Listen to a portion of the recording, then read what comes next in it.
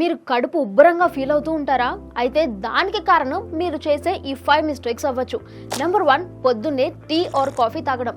Morning stomach లో gastric acid levels already high ఉంటాయి. అదే టైంలో టీ ఆర్ కాఫీ తాగడం వల్ల యాసిడ్ ప్రొడక్షన్ ఇంకా పెరిగిపోయి బ్లోటింగ్ వస్తుంది. సో టీ కాఫీలు తాగినా కూడా బ్లోటింగ్ రాకుండా ఉండాలి అనంటే ఎంటీ స్టమక్ తో కాకుండా బ్రేక్ఫాస్ట్ చేసిన ఒక 30 to 60 మినిట్స్ తర్వాత మాత్రమే వాటిని తీసుకోండి. నెంబర్ 2, ఫుడ్ ని నమలకుండా ఫాస్ట్ గా తినేయడం. ఫుడ్ ని నములుతున్నప్పుడు మౌత్ లో డైజెస్టివ్ ఎంజైమ్స్ రిలీజ్ అవుతాయి. అవి ఫుడ్ లోని కార్బ్స్ అండ్ ఫ్యాట్స్ ను బ్రేక్ డౌన్ చేస్తాయి. డైజెషన్ ఈజీ అవుతుంది. అదే నమలకుండా ఫాస్ట్ గా తింటే మౌత్ లో ఫుడ్ సరిగ్గా బ్రేక్ డౌన్ అవ్వక స్టమక్ కి ఎక్స్ట్రా బర్డెన్ అవుతుంది. దీనివల్ల ఎసిడిటీ, బ్లోటింగ్ వస్తాయి. సో ఫుడ్ ని స్లోగా నమిలి తినండి. గుర్తుంచుకోండి, chewing is the first stage of digestion. Number 3, night లేట్గా తిని వెంటనే పడుకోవడం. తిన్న వెంటనే పడుకోవడం వల్ల బాడీ రెస్ట్ మోడ్లోకి వెళ్తుంది. సో ఇన్కంప్లీట్ డైజెషన్, దీంతో బ్లోటింగ్, గ్యాస్ వస్తాయి.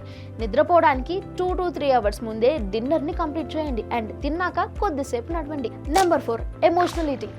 కోపంతోనో, బాధతోనో, బోర్ కొట్టో, స్ట్రెస్ ఫీల్ అయ్యో ఆకలి వేయకపోయినా తినేయడమే ఈ ఎమోషనల్ ఈటింగ్. సో ఎమోషన్లో అవసరం లేకపోయినా తినడం, కంఫర్ట్ ఫుడ్ని చూస్ చేసుకోవడం, ఫాస్ట్గా ఎక్కువ క్వాంటిటీలో తినేయడం, ఇవన్నీ బ్లోటింగ్కి ట్రిగ్గర్ చేస్తాయి. ఆకలి అవ్వకుండా ఫుడ్ తినాలి అనిపిస్తే వాటర్ తాగండి, వాక్కి వెళ్ళండి, ఫ్రెండ్స్తో మాట్లాడండి. నెంబర్ 5, మీల్స్తో పాటు ఫ్రూట్స్ తినడం. చాలా మంది భోజనం అయ్యాక ఫ్రూట్స్ తింటూ ఉంటారు. ఇలా చేయడం వల్ల బ్లోటింగ్కి దారితీస్తుంది. ఫ్రూట్స్ 1 అవర్లో డైజెస్ట్ అయిపోతాయి, కానీ మీల్స్ డైజెస్ట్ అవ్వడానికి మినిమం 4 అవర్స్ టైం పడుతుంది. సో ఫ్రూట్స్ స్టమక్లో ట్రాప్ అయ్యి ఫర్మెంటేషన్ స్టార్ట్ అవుతుంది.